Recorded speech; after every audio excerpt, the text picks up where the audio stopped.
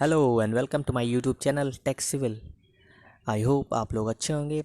तो आज मैं आप लोगों के लिए लेके आया हूँ एक इंटरेस्टिंग और इन्फॉर्मेटिव वीडियो क्रैक्स इन स्लैब के ऊपर। आज हम देखेंगे और जानेंगे कि जो स्लैब होती है हमारी छत के ऊपर, जो कई तरह के क्रैक्स डेवलप हो जाते हैं, उनका आने का कारण क्या होता है। ये आप देख रहे हैं, ये भी छत में एक क्रैक डेवलप हो गया है और कई तरह के क्रैक्स डेवलप हो जाते हैं।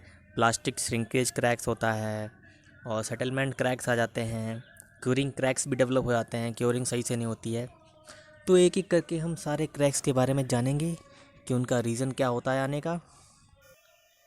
देखिए, सबसे पहला रीज़न होता है हमारा कंक्रीट। अगर कंक्रीट की क्वालिटी अच्छी होगी तो चांसेस रहते हैं कि उसमें क्रैक्स वगैरह नहीं डेवलप होंगे। अगर हमने पुअर क्वालिटी का कंक्रीट इस्तेमाल किया है तो फिर काफ़ी ज़्यादा उसमें चांसेस ये होते हैं कि क्रैक्स डेवलप हो जाएंगे। और सेकंड रीज़न हमारा होता है वाटर। अगर हमने कंक्रीट बनाते टाइम या कास्टिंग करते टाइम हमने वाटर कंटेंट हमने ज़्यादा इस्तेमाल किया हुआ है कंक्रीट में, तब चांसेस होते हैं कि क्रैक्स डेवलप हो जाएंगे। क्योंकि देखिए, वाटर जो हमारा होता है वो इवोपरेट करता है। अब अगर हम ज़्यादा उसमें पानी मिला देंगे कंक्रीट में तो वो पानी एब्जॉर्ब कर जाएगा, इवोपरेट हो जाएगा, तो उससे क्या होगा, क्रैक्स डेवलप हो जाएंगे।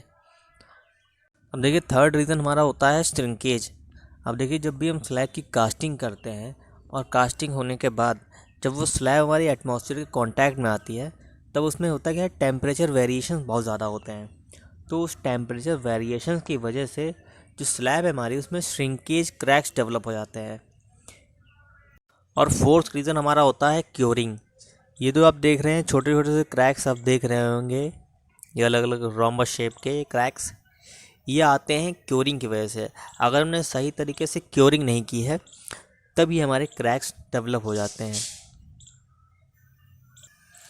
और अगला रीज़न हमारा होता है कि अगर हमने जो रीइंफोर्समेंट इसमें इस्तेमाल किया है, जो सरिया हम लोग इस्तेमाल करते हैं, वो सही से इस्तेमाल नहीं की हुई है, उसमें कवर सही से प्रोवाइड नहीं किया है। और जो सरिया हमें इस्तेमाल करनी चाहिए लोड के हिसाब से, जितना लोड उस पर आ रहा है, तो हमने उस हिसाब से सरिया इस्तेमाल नहीं की है इसमें, तो इसकी वजह से भी यहाँ पे क्रैक्स डेवलप हो जाते हैं। और अगला रीज़न ये भी हो सकता है कि जैसे मान लीजिए इस पर अगर लोड ज़्यादा पड़ रहा है, इस पर एक्सेस लोड पड़ जाता है, जितना लोड ये बियर कर सकती है उससे ज़्यादा इस पर लोड पड़ रहा है, तब भी हमारे ये क्रैक्स डेवलप हो जाते हैं। और कभी कभार ऐसा होता है कि मान लीजिए जो फाउंडेशन हमारा है वो कभी कभी थोड़ा बहुत सेटल करता है, तो उसकी वजह से सेटलमेंट क्रैक्स भी देखने को मिल जाते हैं। तो जो सेटलमेंट क्रैक्स हमारे होते हैं वो काफ़ी ज़्यादा हार्मफुल भी हो सकते हैं। तो और बाकी जो छोटे छोटे क्रैक्स होते हैं वो इतने ज़्यादा हार्मफुल नहीं होते हैं, बट हाँ, जो सेटलमेंट क्रैक्स वगैरह होते हैं वो काफ़ी हार्मफुल हो सकते हैं। तो उनको आपको ध्यान रखना है कि वो ना आए स्लैब में।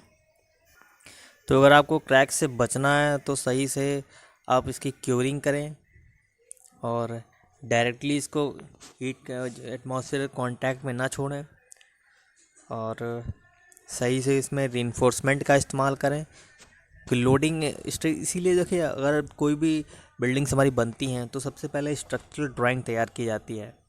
लोडिंग के हिसाब से ही हमें रीइंफोर्समेंट का इस्तेमाल करना होता है, कितना हमें रीइंफोर्समेंट देना है, कितने हमका सरिया प्रोवाइड करना है, तो उसके हिसाब से हम स्ट्रक्चरल ड्राइंग के हिसाब से प्रोवाइड करते हैं।